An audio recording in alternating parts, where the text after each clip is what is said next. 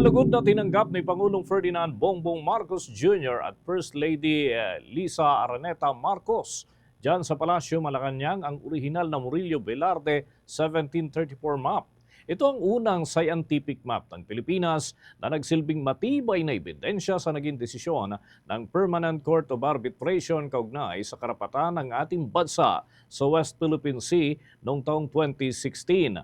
Narito ang bahagi ng pahayag ni Pangulong Ferdinand Bongbong Marcos Jr. This Murillo Velarde 1734 map or Carta Hydrográfica y Geográfica de las Islas Filipinas is widely regarded as the mother of all Filipino maps. Beyond its intricate detail and craftsmanship, it is a defining testament to the deep historical roots of our very identity as a nation. Created by Jesuit cartographer Pedro Murillo Velarde and brought to life by two Filipinos, Francisco Suarez and an artist, Nicolas de la Cruz Bagay, who engraved it, the map encapsulates not just the geographical contours of our archipelago, but also the vibrant interplay of cultures, of peoples, and traditions that define our nation. Bahagi ng pahayag ni Pangulong Ferdinand Marcos Jr. Sa naturang seremonya nga mga kabombo na nawagan ng Pangulo sa sambayan ng Pilipino na gawing inspirasyon ang mensaheng dala ng Murillo Velarde 1734 map upang protektahan ang ating paninindigan sa karapatan dyan sa bahagi po ng West Philippine Sea at sa kabuuan ng ating teritoryo. Narito pang patuloy ng mapahayag ng Pangulong Marcos. The map features details that go far beyond rivers and coastlines. There are depictions of indigenous Filipinos, mestizos, sanglees, bustling ports, verdant rural landscapes as well. It is as if Murillo Velarde, Sanchez, and Bagay sought to tell the world, yes, it is a collection of islands, but more than that, this is a nation that is in the making. In 2014, it found its way back home through Mr. Mel Velarde, who is here with us today and who deserves a very large round of applause for what he has done. Samantala, binigyang diin pa ng Pangulong Marcos ang kahalagahan ng Murillo Velarde map sa pagpapatibay ng karapatan at jurisdiksyon ng Pilipinas sa West Philippine Sea at ito mano ang patuloy na itataguyod ng kanyang administrasyon. Narito pa ang mga pahayag ng Pangulo. This historic artifact was among the over 270 maps submitted by the Philippines to the arbitral tribunal constituted under the United Nations Convention on the Law of the Sea in 2013. And these maps were crucial in establishing the Philippines' entitlement to maritime areas, as reaffirmed in the 2016 arbitral award on the South China Sea.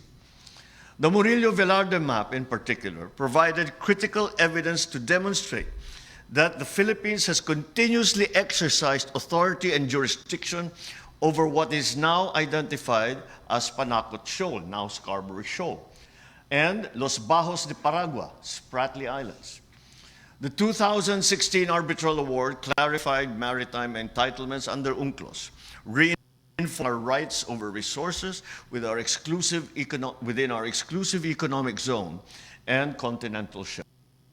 Samantala, sa huli ay hinamon nga ng Pangulo ang kasalukuyang henerasyon ay pagtanggol ang soberanya ng ating bansa. Yan naman ay ukol sa susunod na yugto ng lahing Pilipino na itataguyod pa rin ang ating soberanya sa pamamagitan ng mga pinatibay na mga pamantayan at ganun din ang mga batayan ukol sa ating teritoryo at mga nasasaklaw na bahagi ng karagatan. Narito pa ang hamon ng Pangulo. The Murillo Velarde map is an important gift from our past that defined the country's territory, and it is now our duty to carry its legacy forward to future generations.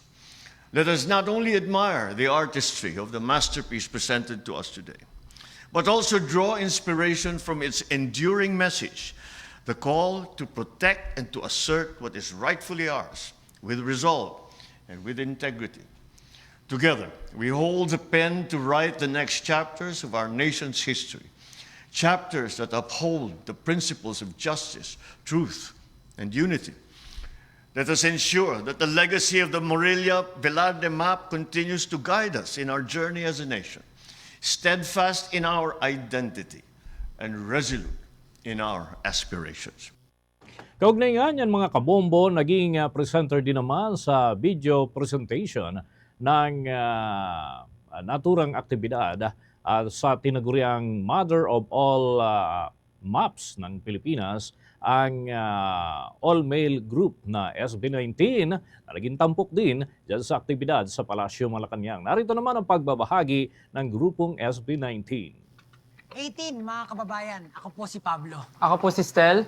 Ako po si Justin. Ako po si Josh. At ako si Ken. And we are SB19. Noong Setyembre 2024 ay formal na nailipat dito ang orihinal na Murillo-Velarde 1734 map, ang itinuturing na mother of all Philippine maps. Kung maaalala ninyo, makikita ang Murillo-Velarde 1734 map sa music video namin para sa What? Ang Murillo-Velarde 1734 map ay binuo ni Padre Murillo Velarde, isang Heswitang pare at kartograpo kasama ang mga Pilipinong sina Francisco Sumuhot nito at Nicolas de la Cruz Bagay na nag-ukit nito. Balik ang mapang ito sa Pilipinas. May 10 taon na ang nakakaraan matapos manalo sa isang auction si Ginoong Mel Velasco Velarde, chairman ng Asian Institute of Journalism and Communication at ng Now Group. Naging mahalagang ebidensya ito sa panalo ng Pilipinas sa kaso tungkol sa West Philippine Sea sa Permanent Court of Arbitration sa The Hague, the Netherlands.